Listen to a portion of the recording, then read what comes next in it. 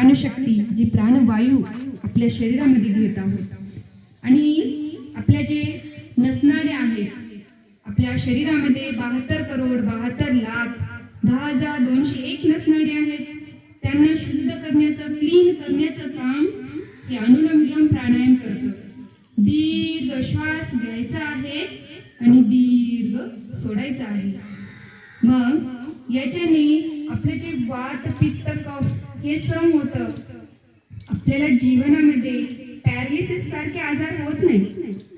भरपूर प्रमाण वाढलेलं आहे पॅरालिसिसचं. वयाचं कुठलंही बंधन राहिलेलं नाहीये. कुठलं वय काय, 30 वर्ष 25 वर्ष अशांना सुद्धा पॅरालिसिस होत आहे. मग आपण सकाळी रोज अशी जर प्राणायाम केलात, आयुर्वेदाचा वापर केलात तर नक्कीच आपल्याला असे आजार होणार नाही. दीर्घ श्वास घेऊया आणि